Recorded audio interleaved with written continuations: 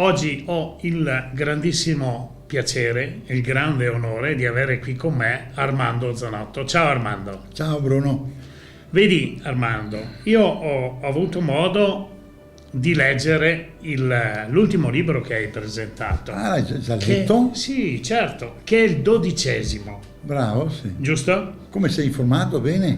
Perché a me piace Armando Zanotto, a me piace la sua cucina e poi vedere che lui fa tesoro di Mammanella, Sì, che perché nel libro naturalmente lui fa riferimento La mia mamma. alla mamma.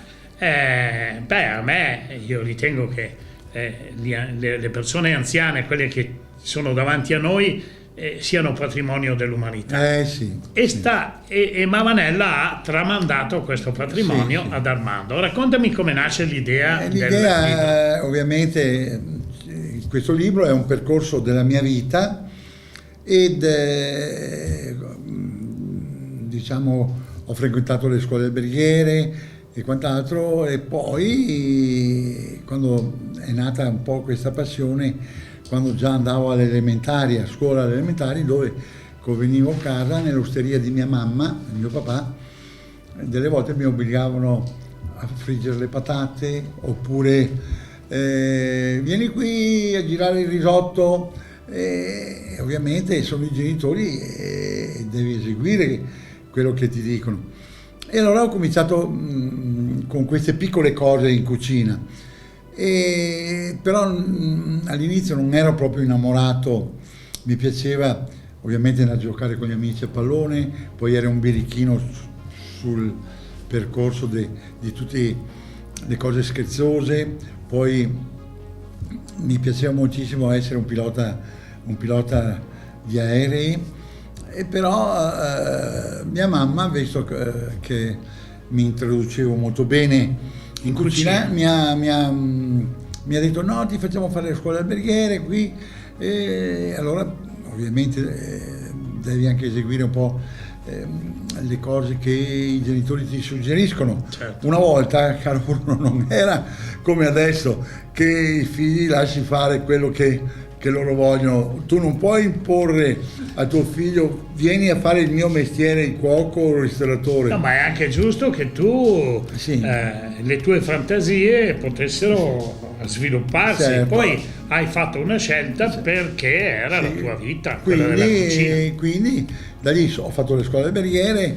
La prima scuola alberghiera è stato un disastro, perché marinavo, perché eseguivo ad esempio il professore, era la pratica in cucina, era da sbucciare, perché era 100 allievi, era da sbucciare, non so, un sacco di patate, metteva 4 allievi lì per fare sbucciare le patate, gli altri 2 mettevano a fare un'altra operazione, quindi venivamo cambiati continuamente con il modo di lavorare in cucina. E allora io, tra i 4 che era dentro, ogni tanto facevo il furbo, pelavo mezza patata, la buttavo nell'acqua, nel secchio che era da buttare, perché non diventassero nere, scure, e quindi lì, quando poi la funzione delle patate dovevano essere tagliate da patate fritte o patate al forno, quando il professore dice tagliate tot di patate così, e allora i ragazzi che metteva a tagliare le patate, ah prof, guardi qui c'è una patata mezza tagliata, chi è stato? Non si sa. È un'altra prof, e quindi facevo queste burlonate, così chiamamole, e poi per modo dire ne combinavo di tutte. In cella dove si custodiva tutte le salse, i primi, i secondi, che era suddiviso molto bene che tu davi in cella, sapevi che alla parte destra nel scaffale 2 trovavi tutte le salse per i primi di là, e cosa facevo? Cambiavo tutto il sistema, le salse dei primi passavano nei secondi, e tutto un casino così facevo. Diciamo che per arrivare ad essere Armando Zanotto, il grande cuoco veneto, tu sei della nostra terra, hai sempre portato avanti le idee, le ricette del nostro territorio. Del nostro territorio, con prodotti del nostro territorio. Esatto. Per arrivare ad essere Armando Zanotto hai comunque fatto un percorso dalla scuola all'inizio all'inserimento nel ristorante, magari lavando i piatti, pulendo per terra, eccetera. Ma anche nella scuola alberghiera ti fanno partire a turno, ti fanno partire questa settimana tocca 3 ragazzi per lavare piatti e pentole. Ti fanno partire proprio da una base, certo. E poi ti fanno conoscere la cucina, le varie partite di cucina. Allora, vogliamo, visto che questa è la presentazione del tuo libro, però lo andremo a sviluppare nel prossimo anno. Questa Certo. è solo una piccola prefazione Sì, di quello che di quello che abbiamo intenzione di fare io e te, perché abbiamo lasciato queste trasmissioni qualche mese fa e adesso vogliamo ricominciare a far vedere il nostro grande Armando Zanotto. Vuoi raccontare una piccola di piccoli aneddoti? un piccolo aneddoto, una ricetta, che poi passiamo magari agli auguri e facciamo vedere il libro. Qual è? Questo è il libro di Armando Zanotto, il 12°, ma noi durante le trasmissioni poi parleremo anche degli altri, certo. oltre che certo. oltre che parlare delle ricette, sviluppare magari in cucina queste ricette. E continueremo questo discorso del contenuto di questo libro, che è molto interessante per chi vuole apprendere questo mestiere, questa arte, chiamiamola, e che è importante. E qui spiego proprio cos'è un cuoco, cos'è la cucina e cos'è la fusione tra cucina e sala, e cos'è il personaggio che deve essere in sala per accettare i clienti. E qui è tutto un potpourri di cose che è importante sapere. Quindi queste ricette che troverete dentro in questo volume sono ricette raccolte di un quaderno nascosto in un cassetto di mia mamma Nella, dove che custodiva con molta gelosia queste ricette, che quando è stato il momento che io l'ho trovato, mamma Nella mi ha detto: Armando, mi raccomando, queste ricette non deve essere mai nessuno che le vede quando che te fa, perché le mie ricette segrete. Così mi piace, perché mamma Nella la parla in dialetto. E diciamo che a me piace parlare di cucina, a me piace parlare di cucina con una persona che parla il dialetto veneto. Ma certo, è quello il dialetto a me mi appassiona di più, mi è più confidenziale, anche con le cose del territorio, e quindi mi dico no, devi capire, non fare questo. Quindi poi ho praticato queste ricette, mi ricordo che era una ricetta molto segreta, che la custodiva con tanta gelosia. Adesso la dici, la racconti? È nel libro, ma la raccontiamo la prossima volta. Va bene, allora. È un aneddoto che si allega a un percorso di mia mamma, che ha fatto diventare famoso il ristorante, l'Osteria dei Gambrinus, che una volta, quando era osteria, gli era scritto per fora, il papà che aveva scritto per fora: o passeggero, fermiti un sol momento, se dal Gambrinus te vuol partir contento. Bella frase questa qua, sì, perché aveva creato era il passaggio dei cavalli, le carrozze di cavalli che si fermavano e sostavano in queste sorgenti di Lia, che era interessante perché frigoriferi non ne c'era a quei tempi, e quindi custodivano questa birra in fresca, perché è partito il nome Gambrinus perché un passeggero ha detto: ma perché non mette il nome Gambrinus, che è una birreria che fa la birra nome Gambrinus, e lei che ha questo fascino di dare questa birra fresca dalle sorgenti, che è una cosa, perché poi i cavalli venivano abbeverati, era anche una parte che potevano dare da mangiare, quindi era una bella sosta. Bevevano birra i cavalli? Sì, no, ecco. Era l'acqua della sorgente che beveva. Ecco.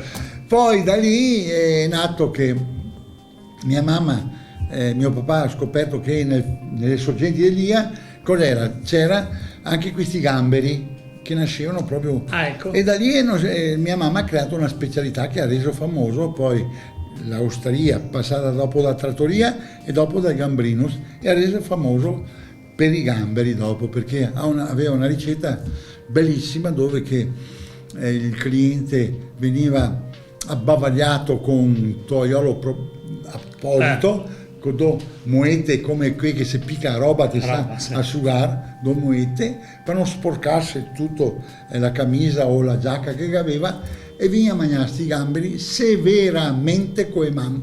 E ora gli era un decalogo in fianco, i 10 comandamenti, mettere da banda il pirone e corteo che gli serve, ciappare i gamberi con i dodei dei man, e là si va avanti come che insegnava a curare sti gamberi. E quindi lei aveva creato una cottura, una salsa eccezionale, che lei era molto brava per la preparazione degli assemblaggi delle spezie. Lei era maestra su questo. Lei ti assemblava la paprika con un pepe nero oppure con della maggiorana, faceva dei intrugli che erano meravigliosi per dare un tocco di sapore, di profumi diversi a tutti i piatti. Era bravissima su questo, che tanto è vero, lei mi ha dato molti spunti su questo che io ho ricavato. Ma vogliamo anche dire qualcosa di papà? Papà era, dunque lui era Bruno, c'era quell'oste proprio, quell'oste ti sa, di osterie che adesso non si trova più, che se mi fosse solo mettere su una osteria, perché gli era quell'oste del paese, che quindi la gente che prima cosa... Come si chiamava tuo papà? Luigi. Luigi, andiamo da Luigi. Sì, andiamo da Luigi e vai a formare il paese, poi quando ti ha un oste così ti vai e ti comunica. Sicuramente era imponente. Sì, alto come me, un Certo, bell'uomo. certo. Che lì anche nella fotografia nel libro là, e quindi era imponente. Lui era un tipo molto scherzoso, collegava il suo sorriso, il suo modo di fare col cliente, che diventava subito amico, e ora là nasceva un rapporto. Luigi, tu sei io l'ultima di cliente, e no, potete contare mia, ed era un accordo così. Poi era questo sistema che loro adottavano, che era bellissimo, ti serviva il vin nei carafe, nei boccai, no? E quel che era bello, che mia mamma e mio papà custodiva, era quello che ogni boccale di vin che portava in osteria veniva a contornare con dei cicchetti tipici, magari era vin rosso, raboso, oppure no, e ora io li fai delle scudette, proprio che scudette una volta, e ti metteva dentro i radici di fagioli, no? Anche se era 11 di mattina, no? E ti beveva il bicchiere di vino, e in fianco veniva offerta sta scudetta di 4 forchettate di radicio, ma però il simbolo, non come adesso chi ti dà queste banali patate chips, patate, diciamo, come che ti voglio fare, che mai Sì. Cristo Dio, adesso ti dà un'arteria, perché non ti fa questa emozione di un tocco a tu che un musetto che costa una cazzata, una fetta di musetto con sotto un fiato di purè, no? Ti porta un'ombra, che può essere anche festeggiata con le nostre bollicine che tira via tutto il grasso del musetto, e trovare quei musetti che quando ti mangia i pettaiaveri, che non si stacca gli averi, come quando che ti dà, che lo conto sempre sto qua, certo, che ti dà quella sensazione di un bacio molto appassionale, che gli avari mi si stacca, ecco. E lui ti serviva. Però papà, su questo argomento che torniamo più avanti, perché altrimenti ti racconta. No, ma guarda che dentro lì, caro Bruno, ci sono emozioni veramente anche d'amore, emozioni che io custodisco con grande vengono fuori dal mio cuore, dalla mia anima, perché aggiungo anche in questa ricerca della cucina, che per me la cucina è amore, è arte, è musica. Dopo continueremo ancora nelle altre trasmissioni, no? E che dire, e qui dentro c'è non quanto che tu custodisci queste cose qui, però nasce anche un fattore che tu quando fai cucina devi mettere la tua anima. Allora se tu metti il cuore quando tu fai una ricetta, il cliente stesso quando la mangerà senti che tu in quella ricetta hai messo il cuore, hai messo l'anima, se no te fa che ricette tutte sciocchine, che non hai quel fascino che tu devi mettere in ogni ricetta. E questo qui purtroppo oggigiorno abbiamo molti cuochi che questo qui non sentono questo amore. Per me è una grande cosa. Tu hai detto prima hai detto una cosa straordinaria, cioè ti ha detto che presentando una caraffa di vino tua mamma la presentava anche qualcosina da mangiare, perché per gustare il vino ci va il cibo, per gustare il cibo ci va il vino. Certo. Allora questo a me è piaciuto, perché come filosofia è giusta, altrimenti sarebbe qualcosa di astratto, non certo. di... Ma allora ti dico, Bruno, che tu sei un appassionato di queste cose, ma perché parliamo del nostro territorio, Marca Trevigiana solo, no? Ma perché roviniamo le cose che hanno fatto storia? Esempio, perché non si trova un'osteria? Ma anche se non ti hanno un'osteria, un bar, anche se l'hai fatto così qua, e non ti offri invece di offrire patate buttate così, non ti offri la fetta del musetto, anche solo che la fetta del musetto, c'è tutto interesse perché ti bevi un'altra ombra, e quando ti porti in un'altra ombra, ti metti magari, non so, a tu cosa la scudetta delle radici fagioli, no, non te l'ha, e ora ti crea un'altra roba che in tante de piccole cose così che ti puoi sfiziare. Certamente. E ora se te vanno in osteria così, che ti bevi 3 ombre, ti ha 3 cicchetti, allora, ma chi che non va a pilare? Tutti vanno a scusa. Certamente, allora lasciamo con questo gusto i nostri ascoltatori. Certo. E dando appuntamento, prima facciamo gli auguri, poi gli diamo appuntamento per le prossime il prossimo anno. Siamo a fine anno. Cosa vuoi augurare? Vorrei farvi tanti auguri, miei cari telespettatori e telespettatrici. Vorrei farvi tanti auguri. Innanzitutto che sia un 2022 che vi porti salute. Se noi abbiamo la salute, abbiamo la forza di creare tutto, di stare vicino alle persone che si ama ed socializzare con gente che può diventare amica. E poi che dire, che questo Covid vada via, che l'ora che vada via lo dovremo distruggere seguendo queste cose che non tutti rispettano.